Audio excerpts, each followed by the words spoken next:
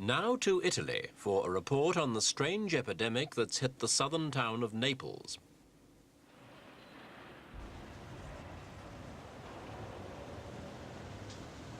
A child has died, a great tragedy for the family concerned, but it's also just one more example of what's been described as the Naples baby killer. The so-called dark or mystery disease has claimed the lives of about 70 infants in just 1 year. The growing alarm amongst families with young children has changed to panic as more and more tiny coffins are carried away to the city's cemeteries. It's estimated that in the hospitals of Naples there are as many as 400 children suffering from the disease. At least 4 will die from it. A similar epidemic in another part of the world wouldn't have hit the headlines in such a big way. Naples, though, has a peculiar and justified reputation for colourful squalor. It's a city that's always had romantic appeal, and in the past it's been famed as a tourist resort. But behind the scenery of the bay, Naples is no easy-going holiday centre. It has to work for its living, and there's plenty of smoke and dirt to prove it.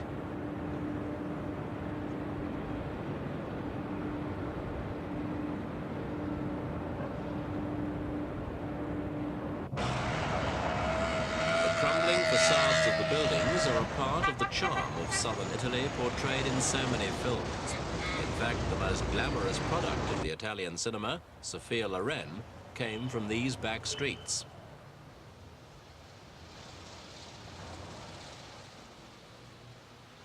A great deal of southern Italy suffers from an overall poverty, and the inhabitants blame the central government because they say the south is treated like an unwanted stepchild. The government has approved nearly $4 million to tackle Naples' problems, but the programs have all remained on paper. The communist administration of Naples has accused the Christian Democrat government of withholding these essential funds. Rome replies that the local government has failed to make efficient use of the financial aid already given.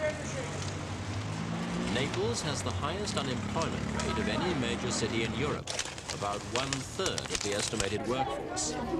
Many families have to eke out a miserable existence from no more than $50 a month. Many children suffer from malnutrition. 50% of babies have some sort of respiratory ailment. Even before the recent epidemic, Naples had an infant mortality rate of 70 in every 1,000 births, again the highest in Europe. In the last few weeks, that figure's been creeping up, and signs have appeared all over the city announcing that doctors are available in various parts of the city for anyone in need of medical care. The Santo Bono Children's Hospital in Naples is now crowded out with young children, all suffering from severe breathing problems. At first, many people thought the mystery disease had been caused by a bad batch of tetanus vaccine, and the resulting public fury led to riot police being brought in to protect the hospital's medical staff.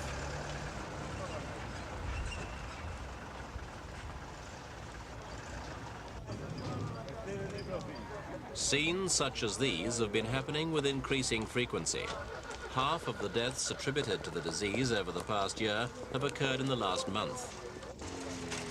All the babies came from very poor families who simply hadn't the money to call a doctor or pay for a taxi. Many of the infants are only brought to the hospital when they're literally dying in the arms of their parents.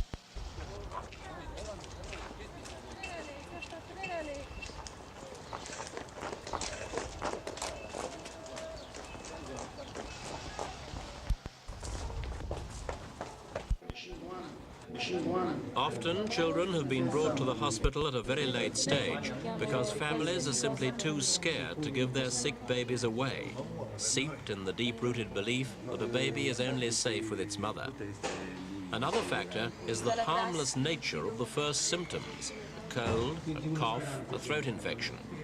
But that's followed by rapid deterioration of breathing, often accompanied by vomiting, convulsions, and finally coma.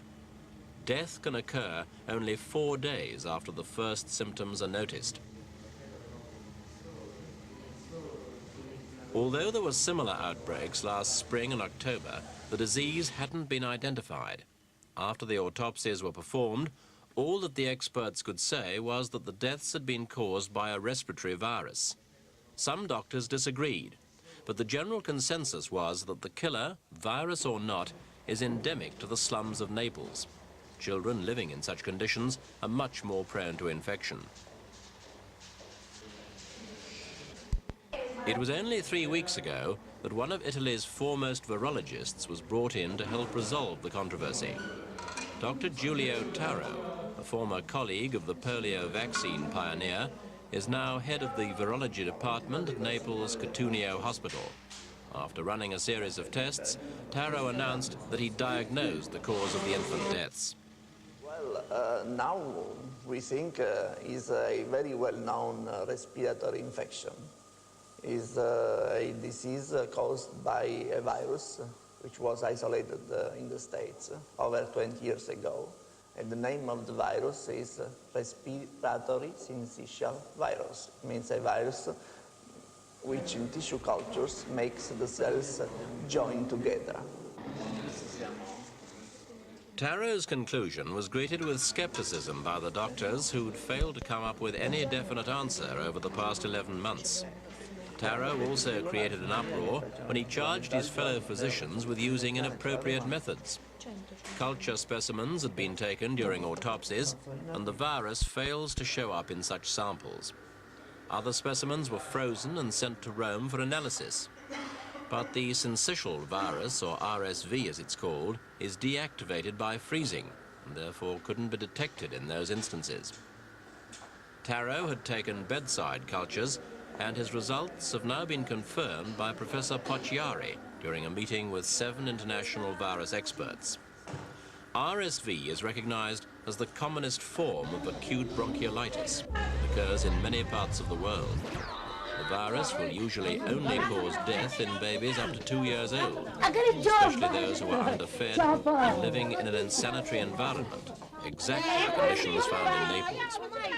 As many as 12 people, covering 3 generations, crowd into a basso, a one-roomed house. 4 children share this one bed.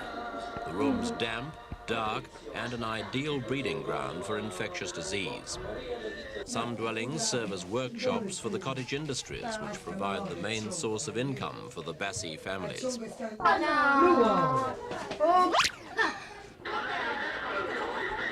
Only a third of these homes have wash basins, and 1 in 4 a shower. Chickens scavenge for food among piles of rubbish, where often a dead cat lies. It's also the children's playground. Most homes in this area have no heat, no electricity, no drinking water, and precious little food.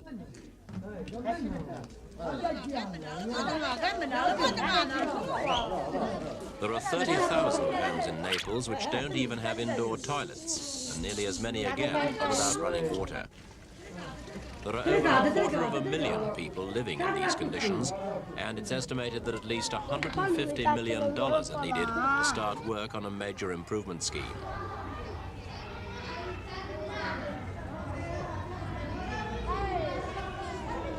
A walk through the slums lends quick support to the doctor's theory that the syncytial virus has become a killer in Naples simply because of the substandard living conditions. While this situation remains, 1/6 of babies under 12 months old will be affected by the ailment, and of those stricken, 25% will have a serious attack and end up in hospital like this child, Sarah Baroni. By this time, Sarah was already in a coma and in need of a respirator. Earphones were put over her head, and a tape recording of her mother calling her name was played in an attempt to stimulate her reactions. The child's relatives, for fear of contamination, could only watch her on a monitor.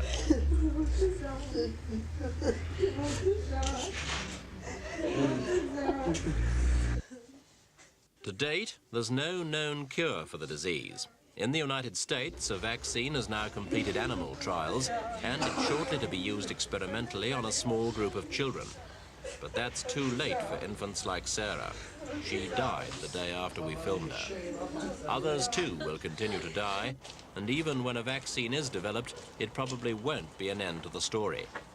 Many people say that this tragic epidemic is not so much a story about medicine as about politics.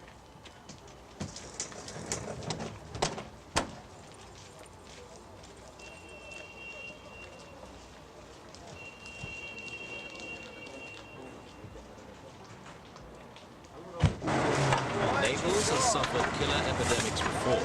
For example, the cholera outbreak 6 years ago, claimed more than 20 lives. At that time, the government voted hundreds of millions of dollars for constructing sewage works. However, since then, very little money has actually been spent, and the communist administration in Naples hasn't even been able to solve the problem of removing 1,000 tons of rubbish from the streets each day.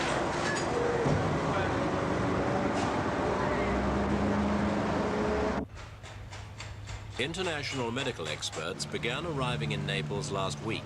The Italian authorities were reluctant to call in such aid, and only did so after being pressurized by the World Health Organization. It's hoped that the disease can be halted by improving healthcare facilities, but that's only a short-term measure.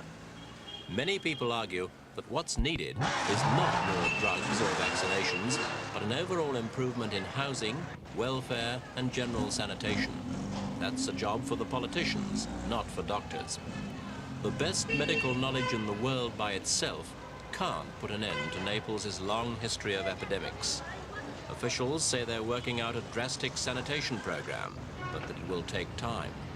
Small comfort to the sick, for whom time is fast running out.